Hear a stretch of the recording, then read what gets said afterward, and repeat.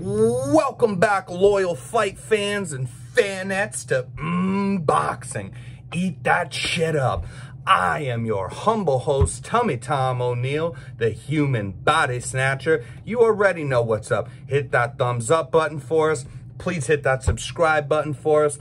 And please tell a friend, especially if you have friends that enjoy combat sports. They're no doubt gonna like the greatest boxing show that there is, okay? So let's jump right into this. I'm a little pissed, you guys. I really care about this channel. I do my homework. I take a lot of time and effort out of my day to give you guys some facts, to talk to you guys about the fights, to give you the picks. Well, we went, really in deep with the Adrian Granados versus Conor Benn fight, which unfortunately, and this is somewhat breaking news as of right now, videos take a little bit to go up, but as of right now, it is 3 o'clock on Thursday, and as of just a couple hours ago, off of the MyBookie website and other websites to gamble on, you cannot pick Conor Benn anymore, and I've not found out, even though I have searched for the information as to why. Either it's going to be either an injury or a COVID-related thing. I'm not sure. But, yeah, this fight was all set up. And honestly, out of the Eddie Hearn's backyard, he's having the fight camps, which is 3 weeks in a row starting this week. It's good they're still going to put it on. And they found just an undercard for a late replacement for the main event. We'll get into that. But unfortunately, that fight won't take place, and I was really looking forward to it.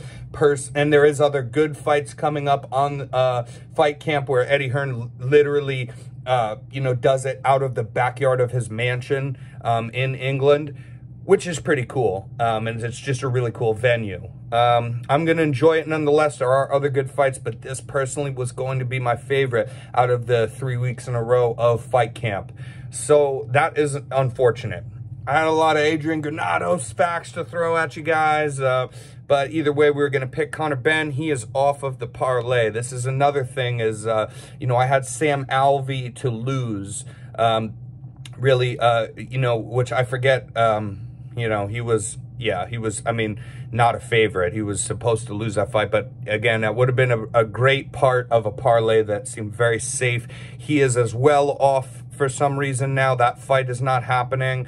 So this really does kind of affect our parlays. Nonetheless, I still took a look at what we got, and I'll go through that towards the end as of what, seems safe still, although it's not going to be great plus money. Earlier in this week when I was making this very safe parlay, because you guys know I do a safe one, and then we'll do one for fun that we don't put too much money on, but the safe ones, we expect to put hundreds of dollars on them every single week and them to pay off. And if they ever don't pay off, it's going to be 3 times or something out of a year, maybe 4 out of a whole year. So very worthwhile, I have found, and that's why I share the information with you guys. But nonetheless, we didn't go out of our realm here. We're still going to keep it safe. We're not just going to replace it for the sake of replacing the fights that we missed. But earlier in the week when I was doing this, we had a really good week coming up, because you would have got plus 125 to your $100, so more than doubling your money no matter what you put on it, for the very safe parlay that I had going. Nonetheless, those 2 fights are off. Now you're not getting so much money on them, but I'll give you them nonetheless at the end. I actually want to start this episode off talking about the UFC card that happened this past Saturday. We're more boxing heavy, but unfortunately, again, I'll give you the picks, but there's not, we were going to talk a lot of Conor Benn because he is a fantastic fighter. Adrian Granados is a good test for him. This was perfect as far as I'm concerned, in his evolution, kind of moving up in the world to see where he's at. So now we don't have any of that to go through. It's kind of irrelevant because the fight's not happening. So I was going to originally spend just a little bit of time in this, but I'm going to go over this now that we have more time. The UFC event that happened this past Saturday, it had a lot of controversial decisions on it. The main event, TJ Dillashaw versus Corey Sanderhagen, had a controversial decision to it. Now, I don't you know, on second review, because I've gone back and watched these fights over again a second time, which is very necessary for MMA or boxing. If it's any sort of a close fight, even if you think it's not a fair, it's always worth it, man, to go back and take a second look at it. Especially for me, people like me that are going to do these shows, that are going to talk to you guys about it. It's crucial, really, to go back a second time. You know, the first time, you know, you're having friends over, whatever, even if you're by yourself, you know, you have a couple drinks, especially if you're gambling on the fight, you have people that you want to win, and you feel a certain sort of way. And also, just naturally as human beings, if you're a fight fan, right, then you're watching them because they excite you, they get you worked up. You know, like I said, you're either with your friends or you're not, but you're having some drinks. It's hard in the first moment. You're meant to enjoy the fights. That's how fights should be enjoyed. And then second go-arounds that I take at these, and sometimes third or fourth go-arounds to rewatch fights, that is really where I'll do the scoring, like actual scoring. Never off of a first time. So we'll go over these events. So the TJ Dillashaw, Corey Sanderhagen, we'll start there. I had Corey Sanderhagen not as a part of a safe parlay, and I told you guys that, but that I was maybe going to throw him on. I did a separate one for him. Okay, so for Corey Sanderhagen to win that fight. So naturally, I wanted that to happen, but I'm still, even in the moment, even the first time around, I'm looking at the fight, and it was obviously a very close fight. I'm just going to touch on this for a second. As far as I'm concerned, just with what my personal preference is, which, to be honest, it does, and that's just kind of my point, it doesn't mean a thing. What my or your personal preference is, everybody's entitled to one, but it's not going to, you know, mean really anything. But my personal preference is damage to be scored in the fight. Is also the damage that's done to your body. You have to take into account somewhat, at least, even if you're scoring this way. These aren't pride rules, so you do have to take into consideration who's winning each round, obviously. But if you have that and you can make a case for somebody to win the majority of the rounds in a decision, and then you have, you know, all this bleeding on TJ Dillashaw. Originally, I thought, you know, Corey Sanderhagen should have won that fight. That's kind of what I wanted more, I should say, than what I necessarily thought. Because even the first time, I kind of went, ah, shit, before they announced the decision. And here's the reason why. Because I know my personal preferences, that doesn't mean anything, you know? And you guys should too. It's good to have them. You need to have them as fight fans. This is why we're passionate about these things, right? We want to watch the fight. We want to get invested in the fights, whether we're gambling on them or not. We want to, you know, be emotionally involved in these fights, get excited, get depressed, get whatever. If somebody loses, you like, that's half of the whole feeling of being a fight fan right there. So naturally, I should say I wanted him to win, but I knew, kind of, if I'm honest, my even first go-around watching it that night, I went, ah, shit, when the fight, before they called the decision, when the fight was over, before they gave the decision, I thought to myself, they're going to give this to TJ. And here's the reason why. Like I said, I prefer damage done in a fight, is how I prefer a fight to be scored. But that being said, that's not the way that fights are always scored. They're going to take, I mean, they are scored on damage, but they are also always in MMA going to take into account, you know, control time. And when you see that TJ Dillashaw has, I forget the number now, I want to say 8+ minutes, 9 minutes worth of control time out of a 25-minute fight, that's almost half of the fight worth of control time. That's why, you know, if we got to be honest with each other, man. It's not about just what you want. I hold on to my preferences, you know. So I think that Corey performed well, and he stuffed a lot of takedowns in that fight.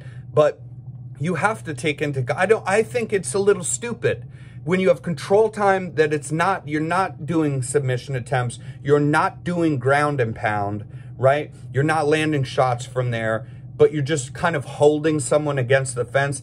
yes, I think it's a little bit stupid, but we have to acknowledge that you know that, just as I do. I'm not sharing anything you guys don't already know deep down, that's the judges take that stuff into account, whether we'd like it or not. So you got to be realistic and say to yourself, hey, you know, it was a pretty close fight.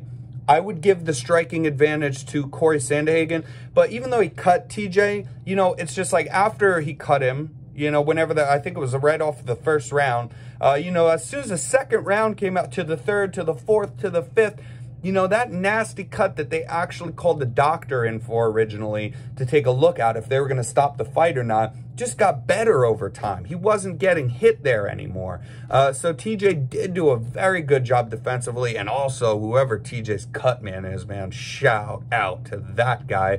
But yeah, they did a good job. You know, they did a very good job on this. And so the thing is that that's just how fights are going to be scored, you know, and it's whether we like it or not.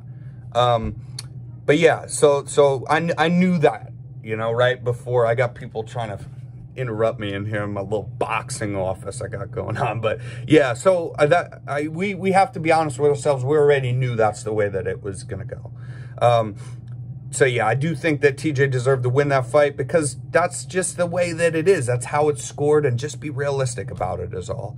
And then we're going to move on to the Kyler Phillips, the Phillips and Pavia, I believe is how his name is pronounced, who I'm not super familiar with. You know, I thought you could give the fight to Kyler Phillips, but at the very least it needed to be a draw because, you know, to be honest, it's like that second round, Pavia had a good round. I thought the third round was close enough that you could make an argument for Phillips. But I'm certainly not mad at you giving, you know, Pavia the second and the third round. But that first round, that's a 10-8 round, man. That's a 10-8 round. The guy was dropped at least once, if not, I think twice. And then hurt, and multiple more times, even on the ground after being dropped, hurt very badly with ground and pound right before the end of the fight, and they kind of let him slide. They kind of did give him that the ref kind of gave him that round. And this is another tricky thing, is that you'll have some refs who jump in and we say, that's too early. And then you have refs jump in and say, that's too late. I would land on, you know, you can't be too picky, but if you had to ask me, I'd land on that was a little bit, they could have totally stopped that fight. A lot of refs would have stopped that fight towards the end of that first round. And so either way, they didn't, and that's okay. And it's probably good they didn't, right? Because Pavia was able to come back and arguably win those two following rounds, 2 out of 3 rounds. But like I said, that first round is a 10-8 round. That's just what it is. So at the very least, that fight's a draw. At the very least. And then we're going to get into, now I'm just going to get into the real one, which I think this is the one to talk about, man, out of all these fights. I don't think these other two are like, it's not, these are all close fights, and so I see why there's some controversy, but this is not as if, you know, this isn't as if you know, you can call those robberies. They're just close enough fights. Now, this Miranda Maverick versus Maycee Barber fight, I really got to put my foot down here, man. I agree that Miranda Maverick should have won that fight, okay? Because here's the deal. We'll just chop out we'll make this as simple as we can and as quick to wrap it up as we can, right? No one can argue that Miranda Maverick won that first round very clearly. Also, no one could argue that Maycee Barber won that third round very clearly. The only round that's up for debate here is the second round. And if you watch the second round, you see very close competitive striking. I will grant you this. Maycee Barber, I would, in just that second round, would slightly edge her on the striking. But that is not, she hands out and did a better job with it. It's very close, man. All throughout the round with the striking, okay? And I would say that I would slightly, only slightly, edge Maycee Barber in the striking department in that second round. However, you cannot forget about the last minute of the round. And we just talked about the TJ thing, right? I'm a boxing guy. I like the standing, you know, exchanges. I like the striking. I don't that much care for the wrestling. That's just my preference is all, and everybody's entitled to it. And I say that also because I don't, you know, understand more than just basics about this kind of stuff. But, you know, that being said, I just told you guys that, you know, I thought Corey did a better job striking throughout the TJ fight, and I thought that Corey hurt TJ more, and that counts for a lot for me. But I am not mad and cannot be mad at TJ Dillashaw winning that fight off of control time. And he didn't even do anything with the holding against the fence or the takedowns. He wasn't even able to do anything. But, you know, this is a different case. In the end of that second round, you have this close round with the strike, and maybe you edge Barber in it a bit. But at the end of that round, you have the whole last minute, right, of this 5-minute round where, you know, Miranda Maverick gets a clean takedown, not a hold against a clean takedown, goes from there to taking the back, which is of Maycee Barber, which is a very dominant position, and then finishes the round, you know, on top of Maycee Barber, postures up and ground and pounding her.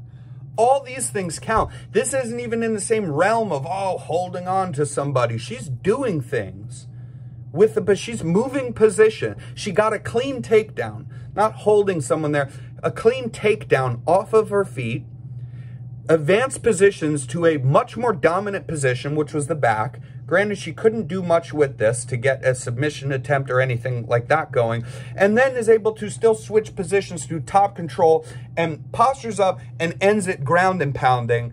And like I said, this isn't a dominant Maycee Barber. This isn't a dominant Maycee Barber round before this happens. It's just that you would slightly edge Maycee Barber if you knew how to score the fight correctly, where the striking is close, man. But he's slightly edged. Then you get then you get this takedown, advancing positions, ground and pound, all in the last minute. That's what wins Miranda Maverick the second round. And then again, nobody can debate that Maycee Barber, you know, tried valiantly throughout that second round before getting, you know, taken down and not knowing, you know, what really to do on the ground. Honestly, you know, and this has been the case with Maycee Barber before, when she fought Roxanne Modafferi, is not knowing what to do on the ground, and still just didn't look much better, you know, and so you have to count that, right? That's what ended the round. So Miranda Maverick wins that second round, and you can't debate she won the first. That's 2 out of 3 rounds. And then again, Maycee Barber has a very valiant effort in the third round, but that's not by any stretch a 10-8 round to even make it a draw. That's 1 round, and she lost 2. Maycee Barber loses the fight. That's just as simple as it is to me. I don't think that we need to, you know, get too deep with this, really. Sometimes it's a mistake to get too deep. But you have to such a close fight, man. Save it for those things, because there are fights like that where you actually have to, if you know what you're talking about, you're not just talking out the side of your neck, you know, like anybody can, like I do sometimes even.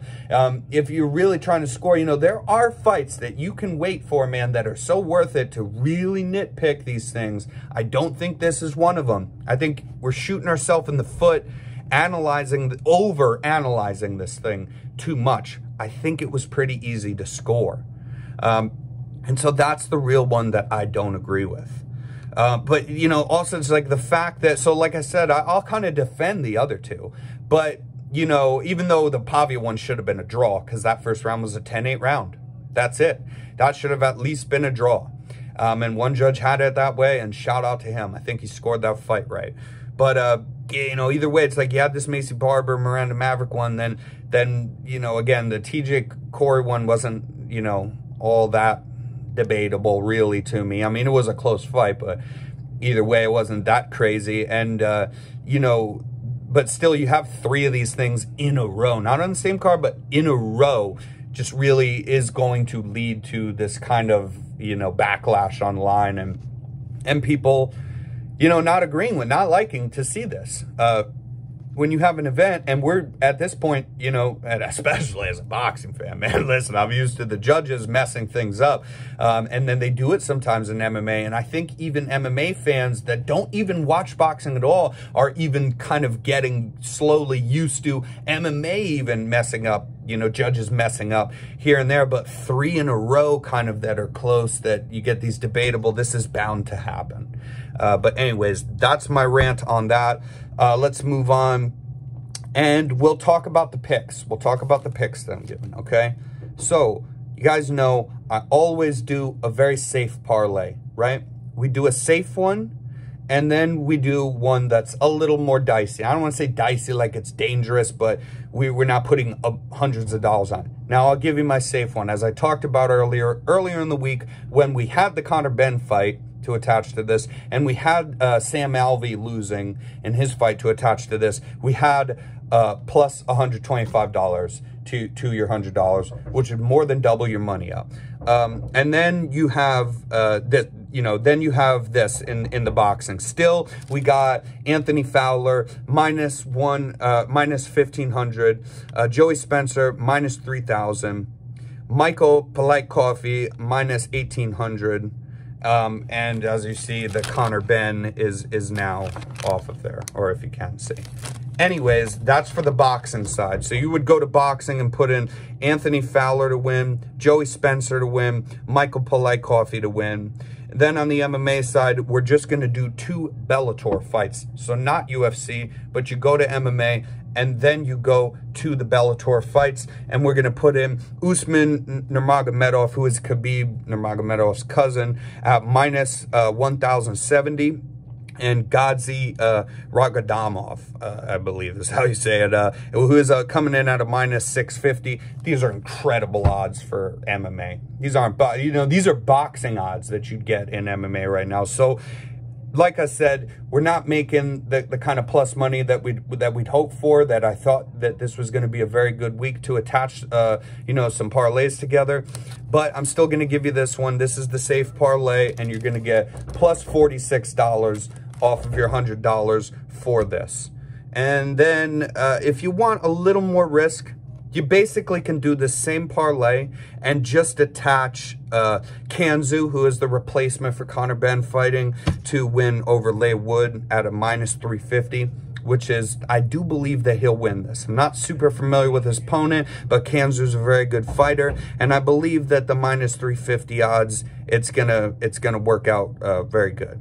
And then you have Sean Strickland for the UFC main event to beat Uriah Hall at a minus 195 favorite. You attach him, and you attach Rafa Garcia at a minus 315.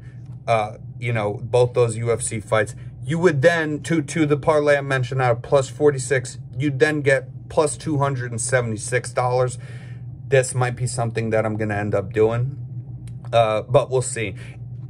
If I don't attach them straight, then what I do is, because then it wouldn't be a really safe one, is what you can always do, and what I do all the time, is do the safe parlay. Put a bunch of money on it. I'm telling you it's safe. These people are going to win. That's the original parlay that I talked about with Anthony Fowler, Joey Spencer, Michael Polite Coffee, and then for the Bellator, Usman Nurmagomedov and Gadzi Ragadamov. Okay, so you put those, that's a very safe parlay, gives you plus $46 to your $100 or whatever, you know, kind of money you're putting on it. Then what I would do is I would keep that and not attach these other ones that would give you all that more money, but I would simply do a separate parlay for these other 3 fights with Kanzu in boxing, and then in UFC, Sean Strickland and Rafa Garcia. And that'll give you some pretty good money. Those will be pretty good odds. You can even put 20 bucks on something like this, and if you win, you know, you can win $170, something like that. But that's the parlay. It's not as great as I thought that it'd be this week because of all those fights being removed off for some reason. But yeah, breaking news: the Conor benn fight is not happening now. Yeah, and then we have also, I'll just touch on this, and then on that Bellator card, that is a good card. It's better than the UFC's card this week, which is, shout out to Bellator. That's not something that we're going to see all the time. So you know, definitely if you're ever going to check out Bellator, this would be the weekend to do it. And you have, you know, Pitbull taking on Mckee. I wouldn't touch this fight betting with a 10-foot pole. This is Pitbull's like their guy. This is their guy, man. This is certainly one of their best guys, maybe their best guy that Bellator has, who can certainly, I would argue, beat a lot of UFC fighters even. This is a guy that everybody's high on. I'm very, you know, high on his upside as well. And then Mckee is just undefeated. This is him getting his shot at something he's worked long and hard for, and the odds reflect this fight. The odds is really like a pick'em. I think Pitbull's still a favorite, but it is not by much at all. And honestly, if we're talking betting, I wouldn't touch this fight with a 10-foot pole, dude. You just don't know what's going to happen in this sort of fight, which, again, though, outside of betting, as a fight fan, this is what you want to see. So I think it's definitely worth it to go and try to check out the Bellator event that's going on. And that being said, yeah, this is a little bit shorter one, which I was going to do a normal episode here, but it's not giving us much to talk about. I can tell you about Adrian Granado's last 4 losses and who there were 2, and now he's a decent fighter, but Conor benn should be, but none of that's relevant anymore. So that being said, we're going to wrap this one up. And until next time, stay loyal, fight fans. I'm going to go fuck somebody up for knocking on this door.